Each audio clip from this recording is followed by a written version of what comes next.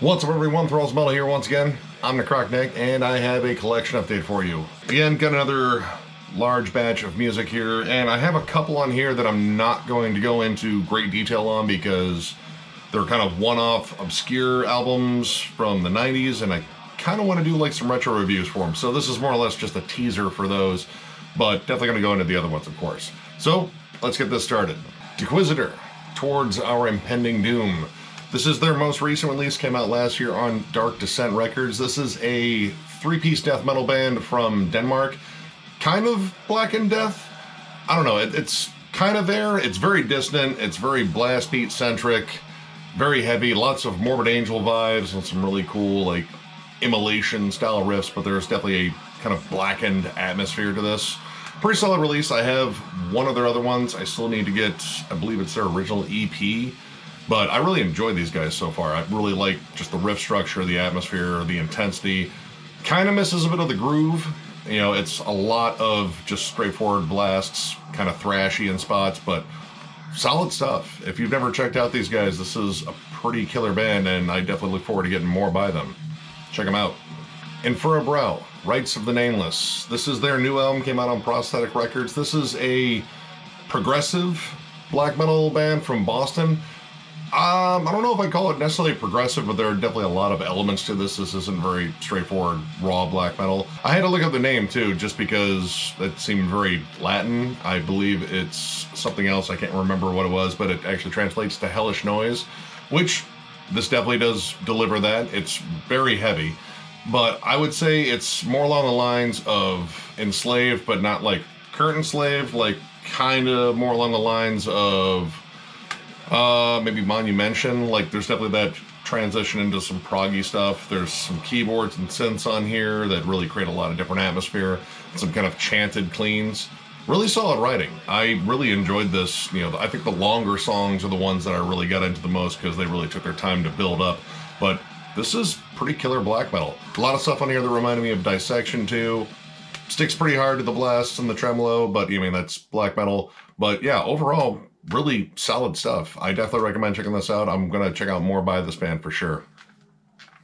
Molasses, Through the Hollow. This is a double album from former members of The Devil's Blood, which unfortunately was a short-lived sort of occult rock, doom rock, retro rock band from Denmark.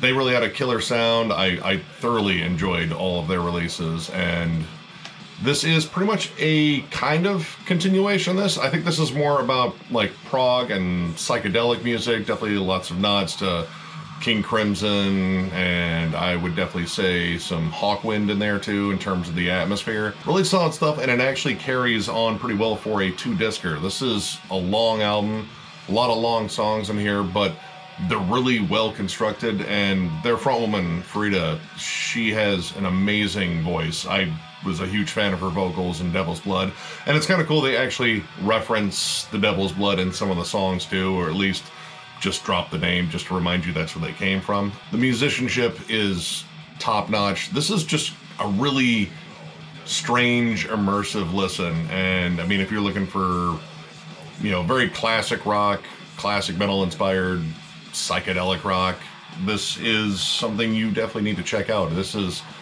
very, very interesting, and I definitely plan on listening to this a bunch. Definitely check this out. Sumac, May You Be Held. This is the newest album from this noise post-sludge band. Features Aaron Turner of Old Man Gloom and formerly of ISIS. And honestly, since Old Man Gloom put out technically 2 albums this year, this feels kind of like an afterthought because they're very similar in terms of style. Like, I think the noise elements are bigger in Old Man Gloom, but they're still definitely on this. Man, these guys could write some long songs. The second track on here is 20 minutes long, and for sludge, I mean, it's very slow, it's very plodding. The atmosphere is dense, hostile, ugly. But unfortunately, there wasn't much that I got into this time. I like Sumac. I have, I think, almost all of their releases. This one, I don't know. Maybe it's the fact that Old Man Gloom came out with their 2 albums this year, and both of those were pretty damn good. Sometimes the noise elements kind of got on my nerves, but I think that one delivered some more memorable songs. This one, It's just a lot of very experimental stuff, which is kind of Sumac's nature anyway, but I just didn't get into this one as much.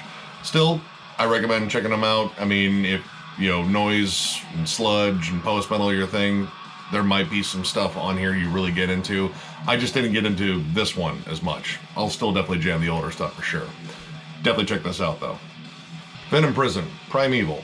I feel like I should actually own more by this band. I've actually seen them before. They opened up for Aborted when I saw them a couple of years ago, and they were incredible. They were really, really solid live. Now this is actually a collection of their 2 previous EPs plus some new tracks, and these guys always kind of bordered on deathcore, I guess, a bit, but it's definitely way more death metal. It's very technical, very sludgy. Their frontwoman has a particularly vicious delivery, and it was kind of cool hearing the earlier stuff because I believe when we saw them, they had at least their first full length out, which again, I still need to get some of their full lengths that came out so I can actually, like, you know, really listen to those.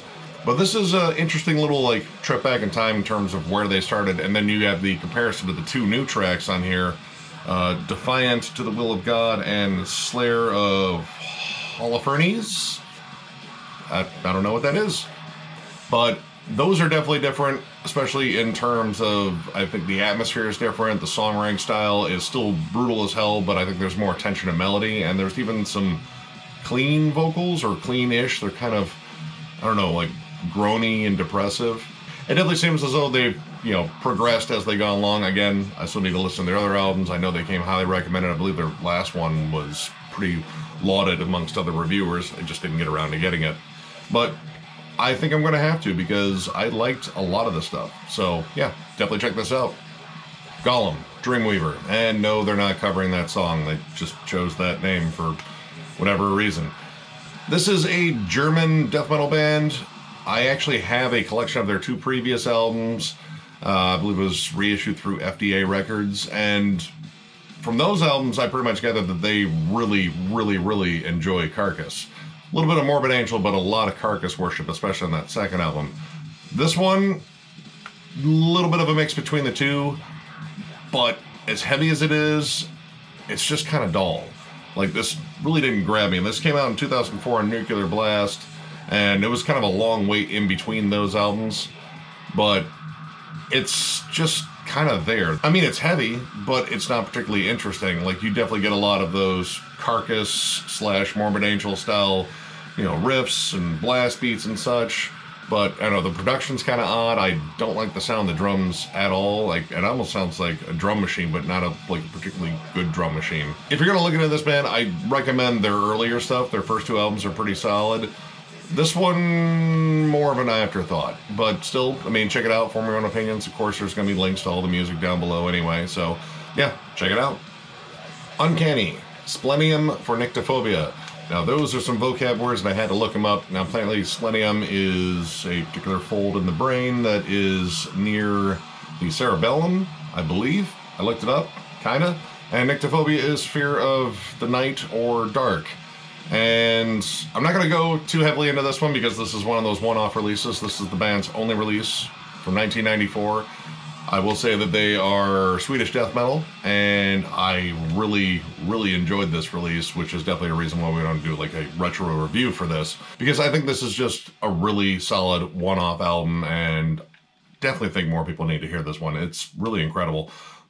Very thrashy in spots. I would say it's kind of comparable to the Sultry, and that's where I'm going to leave it. So there'll be a link to it, of course, in the description, but definitely check this out, and sometime in the future, we're definitely going to tackle this one. I think it needs to be tackled.